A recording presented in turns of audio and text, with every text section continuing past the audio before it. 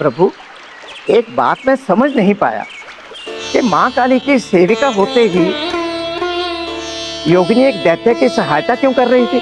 ये साधना का नियम है ऋषिवर। जिस प्रकार जब कोई असुर अपने तप और साधना से ईश्वर को प्रसन्न कर लेता है, तो यह जानते हुए भी कि ये उसके वरदान का दुरुपयोग करेगा, ईश्वर को उसे वरदान देना ही पड़ता है।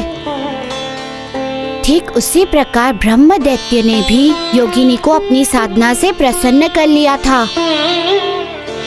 उसके कारण माता काली की सेविका होने के उपरांत भी योगिनी को ब्रह्म दैत्य की सहायता करनी पड़ती थी। प्रभु, ये योगिनियाँ कौन होती हैं और काली के साथ क्यों रहती हैं? ऋषिवर, योगिनी माता काली के संहार रूप की प्रतीक है। ये जहाँ भी जाती है वो अमंगल कार्य की शक्ति नाश करती है। ये उस समय की बात है जब माता काली शुम और निशुम नाम के दोनों असुरों का वध कर रही थी। उस युद्ध में जिस शक्ति ने उन असुरों की पूरी सेनाओं का संहार किया, ये माता काली की सेविका योगिनी ही थी। ये संसार में माता की सहायता भी करती है और सेवा भी। इनका स्वरूप और स्वभाव कैसा होता है प्रभु? रौद्र रूप होने के कारण इनकी प्रकृति तामसी होती है, क्योंकि ये कार्य करती है शांति स्थापना के लिए, बुरी शक्तियों का अंत करने के लिए। और इसी सत्य को मैं उस योगिनी को समझाने का प्रयास कर रहा था। देवी, ये क्या है? मारुति, ये योगिनी है। इससे पूर्व कि वो ब्रह्म दैत्य को पुनः जीवित करे, आपको उसे रोकना होगा। रुक जाइए देवी, वहीं रुक जाइए। जो आप करने जा रही है उसकी चेष्टा मत कीजिए। मेरा रुकना असंभव है, मैं अब नहीं रुक सकती। तुमने जिस ब्रह्म दैत्य का अंत किया है वो मेरे स्वामी हैं, तथा मैं उनकी सेविका। उनकी रक्षा करना मेरा कर्तव्य है। मैं अपने कर्तव्य से विमुख नहीं हो सकती, अतएव मुझे उन्हें पुनर्जीवित करना ही होगा। कारण मैं वरदान स्वरूप माँ महाकाली द्वारा उन्हें दी गई हूँ उनके रक्षार्थ। यदि मैंने अपने कर्तव्य का पालन नहीं किया तो सेवा धर्म कलंकित हो जाएगा। अतः मुझे तुम रोकने की चेष्टा मत करो, मुझे अपने धर्म का पालन करने दो।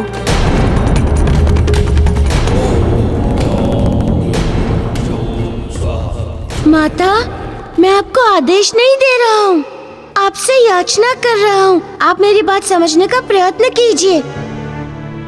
आप योगिनी हैं, देवी हैं। आपका जन्म उस माँ काली से हुआ है जिन्होंने असुरों का संहार किया है। ये ब्रह्म दैत्य भी एक असुर है माता। आप इसे पुनर्जीवित ना करें। आप एक स्त्री के दुख को समझिए माता, उसकी वेदना को समझिए। आप देवी होकर, स्वयं एक स्त्री होकर स्त्री का दुख नहीं समझेंगी तो कौन समझेगा? आप संभवतः जानती नहीं इसके आसुरी प्रवृत्ति को। ये जीवित होकर स्त्रियों को केवल दुख ही देगा माता, केवल दुख। आप इन्हें देखिए माता, इन ब्राह्मण कन्या को देखिए। ब्रह्म दैत्य यदि जीवित हो गया तो इन ब्राह्मण कन्या का जीवन नरक बना देगा। अतएव मैं आपसे अनुरोध करता हूँ कि आप इसे पुनर्जीवित ना करें।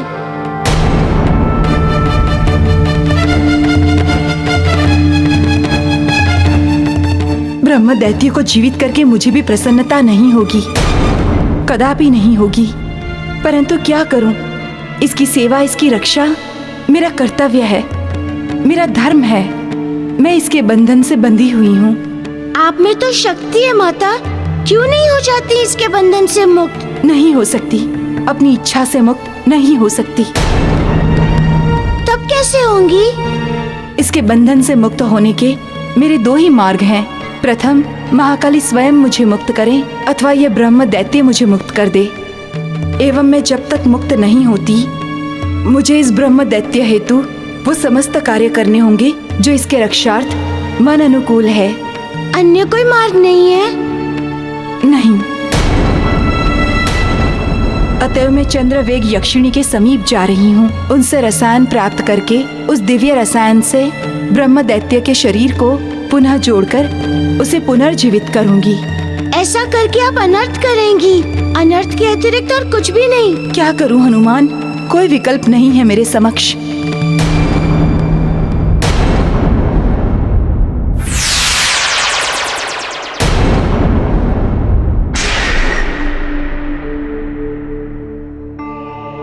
प्रभु, जब योगिनी शक्ति ने आपकी प्रार्थना ठुकरा दी तो क्या हुआ? मुझे दूसरा मार्ग अपनाना पड़ा, क्योंकि योगिनी अपने धर्म से बंधी हुई थी। ब्रह्म दैत्य ने उसे सिद्ध किया था, परिणाम स्वरूप उन्हें उसकी तब तक सहायता करनी थी जब तक कि वे उससे मुक्त नहीं हो जाती। फल स्वरूप मैंने माता काली की उपासना की, क्योंकि एक वही थी जो योगिनी को रोक सकती थी, तथा माता काली ही योगिनी को ब्रह्म दैत्य से मुक्त भी करा सकती थी। अब मुझे इस योगिनी के ब्रह्म दैत्य को जीवित करने के अनर्थ से पहले माता काली को प्रसन्न करना था। और तब मैंने बिना किसी विलंब के माता काली की साधना प्रारंभ कर दी।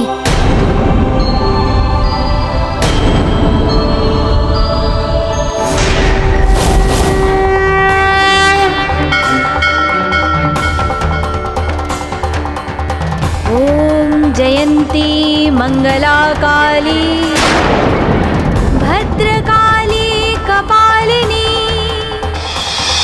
दुर्गा क्षमा शिवा धात्री स्वाहा स्वधा नमोस्तुते स्वाहा।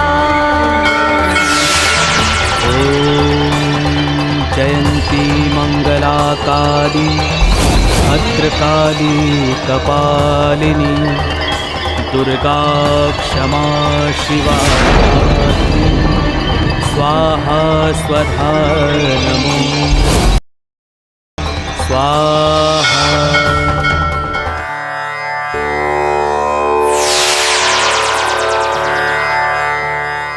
हे देवी चंद्रवेगा, मुझे ब्रह्म दैत्य को जीवित करने हेतु दिव्य रसायन प्रदान कीजिए।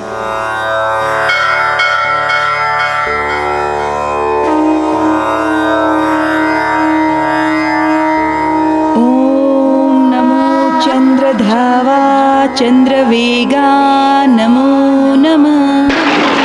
ओम नमो चंद्रधावा चंद्रवेगा नमो नमः। ओम नमो चंद्रधावा चंद्रवेगा नमो नमः।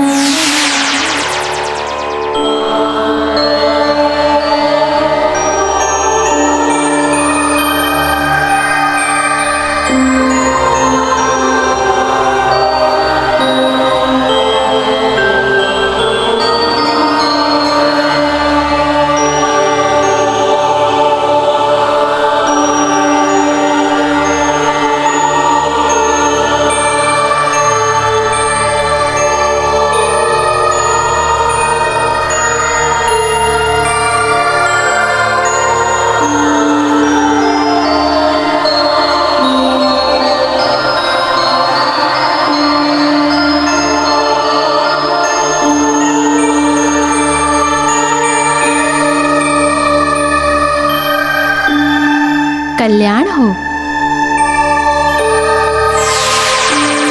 ओम जयंती मंगला काली भद्रकाली कपालिनी दुर्गा क्षमा शिवा धात्री स्वाहा स्वधा नमोस्तुते स्वाहा। ओम जयंती मंगला काली भद्रकाली कपालिनी दुर्गा क्षमा शिवा धात्री स्वाहा स्वधा नमोस्तुते स्वाहा स्वाहा स्वाहा।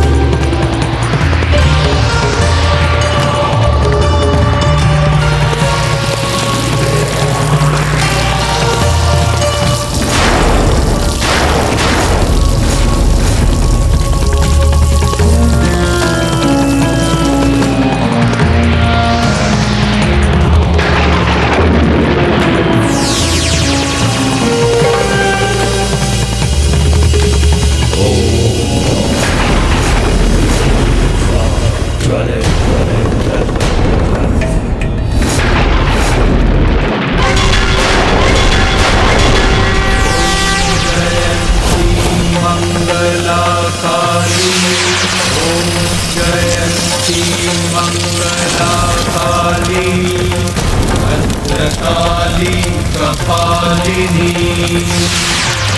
भद्रकाली कपालिनी जय त्वं देवी चामुण्डे जय भूतार्तिहारिणी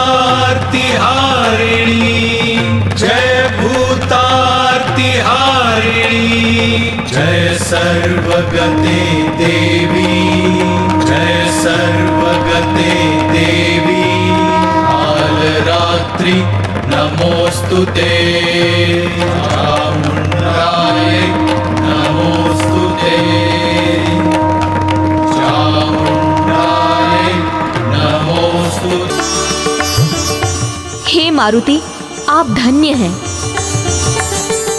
आज आपके कारण मुझे इस ब्रह्म दैत्य से मुक्ति मिली।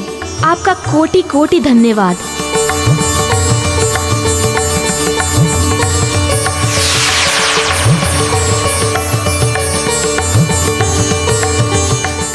माता, अब आप भय त्याग दीजिए, कारण आप इस ब्रह्म दैत्य से मुक्त हो चुकी हैं।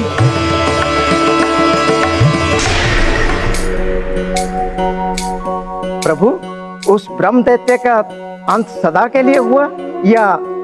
हाँ ऋषिवर, माता काली की कृपा से उस ब्रह्म दैत्य का अंत सदा सदा के लिए हो गया। उन्होंने योगिनी को ब्रह्म दैत्य से मुक्त करवा दिया और उसके मुक्त होते ही उस ब्रह्म दैत्य के सारे पुण्य कर्म समाप्त हो गए तथा वो नरक की यातना भोगने के लिए भागी हो गया। तत्पश्चात उस ब्राह्मण कन्या का क्या हुआ प्रभु? जो स्वयं देवी हो उसका क्या होगा ऋषिवर? स्वयं देवी तो क्या? हाँ ऋषिवर, वो ब्राह्मण कन्या स्वयं देवी इशिता थी।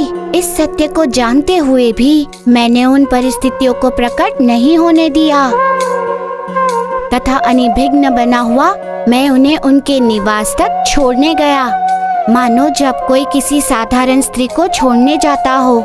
किंतु मन ही मन देवी इशिता मुझ पर प्रसन्न थी। इस सत्य को मैं जानता था। मारुति, आपने मेरे समस्त जीवन के दुखों को हर लिया है तथा मेरे जीवन को सुखों से भर दिया है। मैं आपकी आभारी हूँ, हृदय से आभारी हूँ। आप नहीं होते तो संभवतः। नहीं देवी नहीं, मैंने अपने कर्तव्य के अतिरिक्त कुछ नहीं किया है। अपने गुरुदेव की शिक्षा अनुसार यही मेरा कर्म था, यही मेरा धर्म, बस उसी का पालन किया है मैंने देवी। स्वीकारती हूँ, किंतु सत्य तो यही है कि आपने ये कार्य बिना किसी लोभ के किया है। आप सच्चे अर्थों में दुखहर्ता एवं सुखकर्ता है मारुति। किंतु एक बात मेरे समझ में नहीं आ रही है। क्या देवी? यही कि आप इस सघन एवं निर्जन वन में क्या कर रहे हैं? किस उद्देश्य से आए हैं आप यहाँ? यहाँ आने का मेरा कोई प्रयोजन नहीं है। मैं तो सिद्धि लोक जा रहा था, मार्ग भटक गया एवं यहाँ आ गया।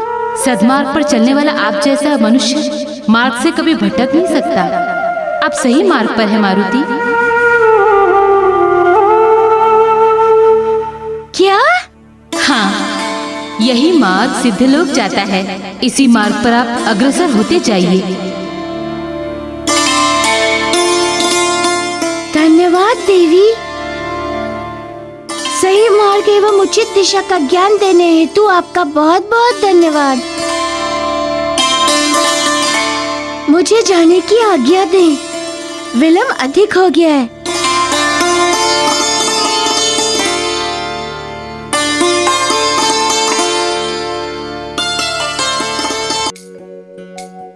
प्रभु, एक जिज्ञासा है। क्या ऋषिवर? प्रकट कीजिए अपनी जिज्ञासा। प्रभु, जब आप सिद्धियों की परीक्षा में सफल हो रहे थे तब भी देवी इष्टा ने आपको साक्षात दर्शन नहीं दिए, ऐसा क्यों प्रभु? इसलिए ऋषिवर की मैं अष्ट सिद्धि लोक की यात्रा पर था तथा सभी अष्ट सिद्धियों को मेरी परीक्षा लेनी थी और आपको तो विदित है कि परीक्षाएं बताकर नहीं ली जाती। यदि कोई भी सिद्धि मुझे ये प्रकट कर देती कि जो घटना घट रही है वो सत्य नहीं है, परीक्षा है, तो किसी भी मनुष्य का सचेत हो जाना स्वाभाविक हो जाता। तब वो उन घटनाओं को जीवन में घटने वाली घटनाओं के समान नहीं अपितु परीक्षा के रूप में लेगा। इसीलिए सिद्धियां किसी के भी सम्मुख अपनी वास्तविकता प्रकट नहीं करती। फल स्वरूप उन्होंने मुझ पर अपना सत्य प्रकट नहीं किया। ऐसा करने का क्या लाभ प्रभु? मनुष्य उन घटनाओं में स्वयं को गंभीरता से संलग्न कर सके तथा अपने विवेक का उपयोग करते हुए धर्म के अनुरूप अपनी घटनाओं का निदान कर सके, और यही उसका नियम था। तथा इस नियम के अनुसार वे अपने सिद्धि होने की बात केवल माता लक्ष्मी को ही बता सकती थी। इसीलिए देवी इशिता ने बिना मुझे अपना दर्शन दिए वे तत्क्षण लक्ष्मी लोक को प्रस्थान कर गई। कहो देवी इशिका, क्या कहना चाहती हो? हनुमान के विषय में माता। क्या? आपने हनुमान के विषय में जो वर्णन किया था वो शब्द शब्द वैसे ही हैं।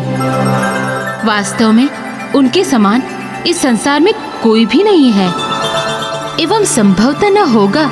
सत्य तो ये है माता कि उनके गुणगान में, उनकी विशेषताओं के बखान में शब्द कम पड़ जाएंगे। ऐसा आपने क्या देख लिया हनुमान में देवी?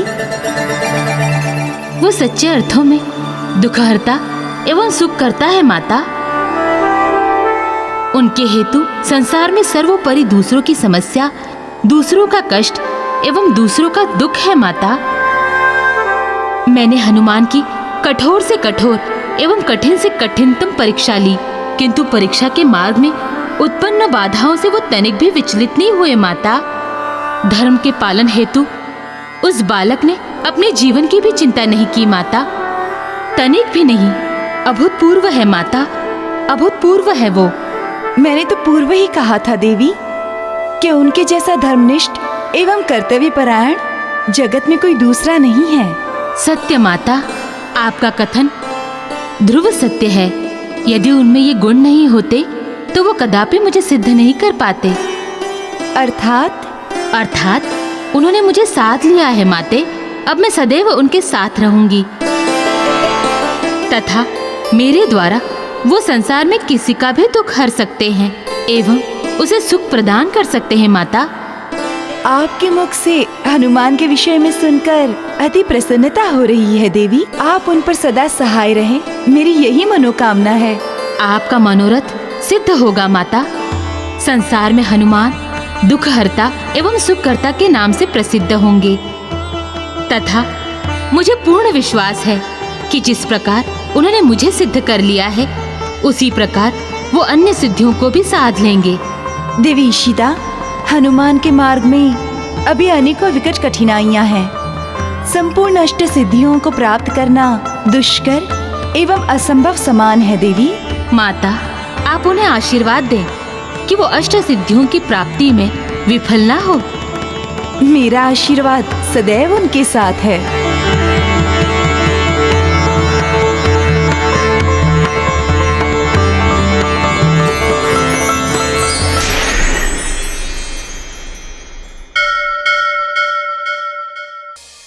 मारुति, आपने मेरे समस्त जीवन के दुखों को हर लिया है तथा मेरे जीवन को सुखों से भर दिया है। मैं आपकी आभारी हूँ, हृदय से आभारी हूँ। आप नहीं होते तो संभवतः। नहीं देवी नहीं, मैंने अपने कर्तव्य के अतिरिक्त कुछ नहीं किया है। अपने गुरुदेव की शिक्षा अनुसार यही मेरा कर्म था, यही मेरा धर्म, बस उसी का पालन किया है मैंने देवी। स्वीकारती हूँ, किंतु सत्य तो यही है कि आपने ये कार्य बिना किसी लोभ के किया है। आप सच्चे अर्थों में दुखहर्ता एवं सुखकर्ता है मारुति। किंतु एक बात मेरे समझ में नहीं आ रही है। क्या देवी? यही कि आप इस सघन एवं निर्जन वन में क्या कर रहे हैं? किस उद्देश्य से आए हैं आप यहाँ? यहाँ आने का मेरा कोई प्रयोजन नहीं है। मैं तो सिद्धि लोक जा रहा था, मार्ग भटक गया एवं यहाँ आ गया। सदमार्ग पर चलने वाला आप जैसा मनुष्य मार्ग से कभी भटक नहीं सकता। आप सही मार्ग पर है मारुति। क्या? हाँ, यही मार्ग सिद्धलोक जाता है। इसी मार्ग पर आप अग्रसर होते जाइए। धन्यवाद देवी। सही मार्ग एवं उचित दिशा का ज्ञान देने हेतु आपका बहुत बहुत धन्यवाद। मुझे जाने की आज्ञा दें, विलंब अधिक हो गया है।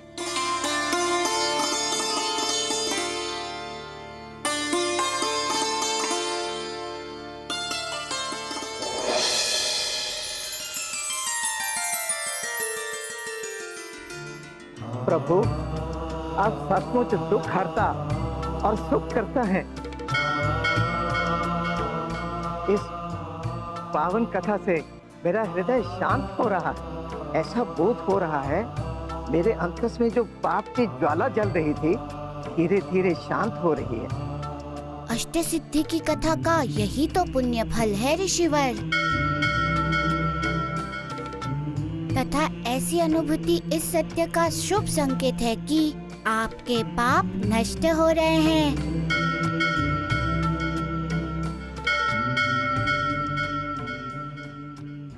नारायण नारायण, प्रभु हनुमान ने बिल्कुल सत्य कहा। अष्ट सिद्धि की ये कथाएं वास्तव में आनंददायक एवं पाप नाशिनी है।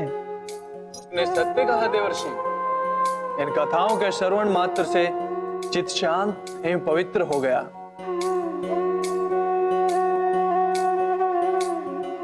ऐसा बोध हो रहा है मानो किसी तप के बाद पुण्य की प्राप्ति हुई है।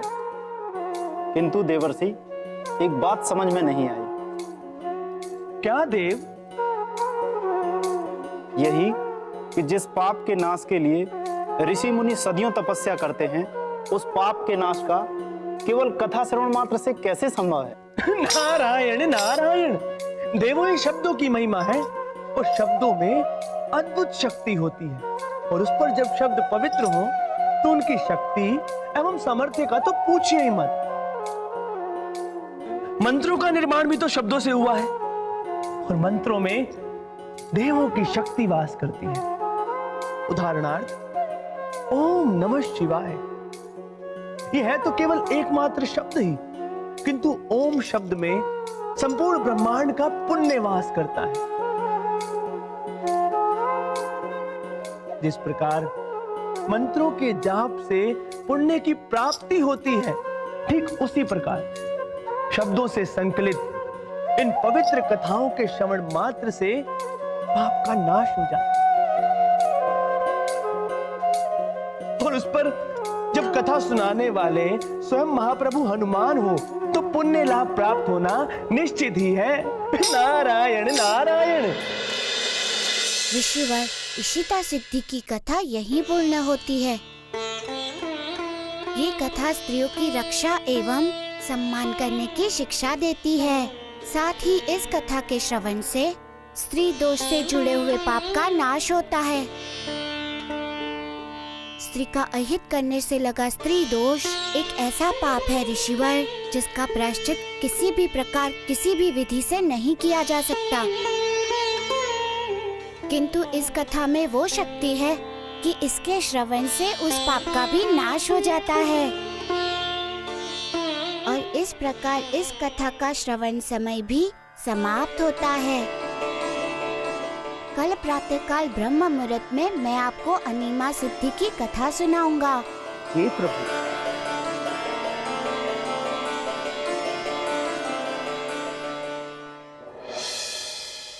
मूर्ख असुरों,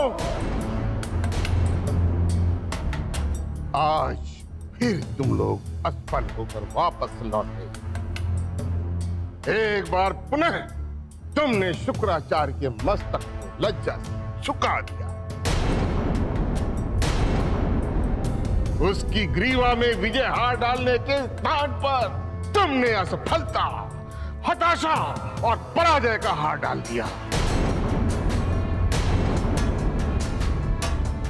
उस अंगिरा को अष्ट सिद्धि कथा श्रवण से रोकने जैसा तुच्छ कार्य भी तुम लोग नहीं कर सके। धिक्कार है तुम पर, कलंक हो तुम मेरे नाम पर। गुरुदेव, हम उसका अंत करने ही वाले थे कि तभी इस बार वो पुनः वानर बालक वहां आ गया और अपनी बुद्धि एवं शक्तियों से हमें असफल कर दिया। उसके सामने हमारी सारी शक्ति निष्प्रभावी हो गई।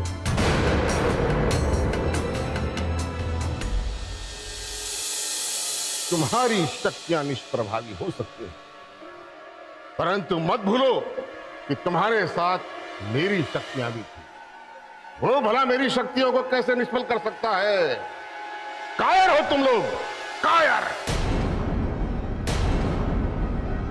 भय के कारण उसका सामना तो कर नहीं सके और मुंह पर काली पोत कर वापस लौट आए। गुरुदेव, इस बार हम अपने लिए नहीं, आपके लिए आए हैं। मेरे लिए? क्यों?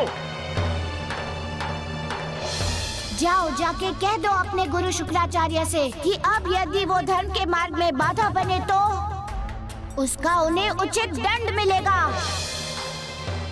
उस वानर बालक ने आपको चेतावनी दी है, यदि अंगिरा के उद्धार मार्ग में आप बाधक बने तो वह इसका दंड आपको भी देगा। मूर्ख वानर बालक, और उससे भी अति मूर्ख तुम दोनों। उसे तो मैं बाद में दंडित करूंगा, पहले तुम दोनों को ही दंडित करता हूं, क्योंकि तुम जीने के योग्य ही नहीं हो। असफल प्राणी को इस धरती पर जीने का कोई अधिकार नहीं। वो प्राणी धरती पर बोझ होता है। फलस्वरूप तुम दोनों के जीवन की स्थिति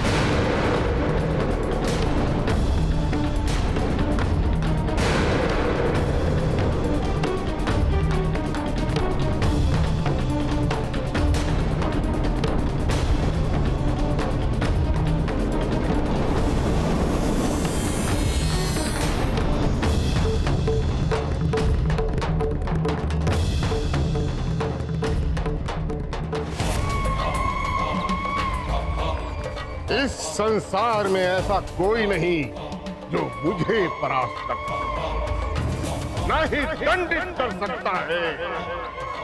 दंडित तो मैं अंगिरा को करूंगा।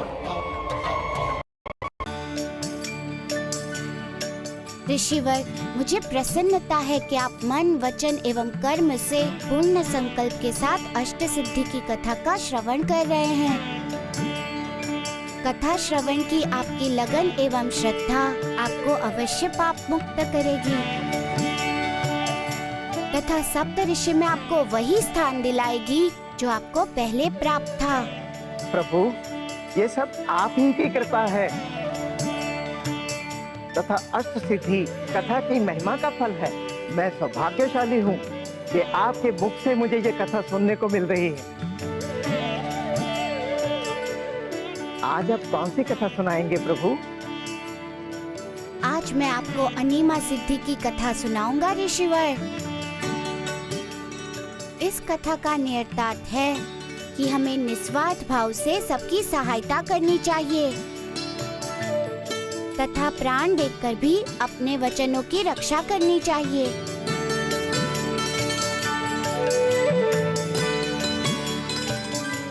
इस कथा से संबंधित घटना उस समय की है जब मैं अष्ट सिद्धि लोक की यात्रा पर जा रहा था। मुझे बहुत तीव्र प्यास लगी थी।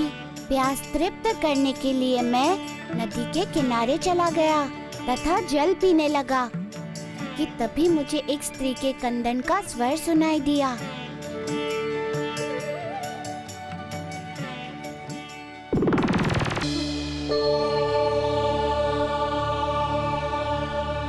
नारायण नारायण। देवों, अणिमा सिद्धि की ये परीक्षा प्रभु के लिए सबसे कठिन परीक्षा थी, क्योंकि संसार में सबसे अधिक मूल्यवान होता है जीवन। विधाता के द्वारा इस ब्रह्मांड में उपस्थित सजीव, निर्जीव प्राणियों एवं वस्तुओं का जीवन निश्चित है। सबको एक निश्चित आयु दी हुई है एवं जैसे ही उनकी आयु पूरी हो जाती है उनकी मृत्यु हो जाती है।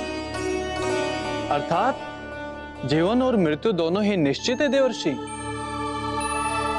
हाँ देव, दोनों निश्चित हैं एवं इस विधान के अनुसार उस स्त्री के पुत्र की आयु केवल संध्या समय तक ही शेष थी। इसका अर्थ कि सूर्यास्त होते उस बालक की मृत्यु निश्चित थी। हाँ, एवं मृत्यु के उपरांत तो कोई देवता भी किसी को जीवित नहीं कर सकता, किंतु प्रभु को तो अपना धर्म निभाना था, उन्हें रोकना था उस स्त्री को अपने पुत्र के साथ आत्मदाह करने से। विकट स्थिति थी देवों, ममता और मूल्य दोनों के टकराव में दोनों को सुरक्षित रखना एक चुनौती थी। एक तरफ ममता अडिग थी कि पुत्र नहीं तो मैं भी नहीं, और दूसरी ओर प्रभु दृढ़ प्रतिज्ञ थे। अद्भुत द्वंद्व, मर्म स्पर्शी युद्ध। नारायण नारायण।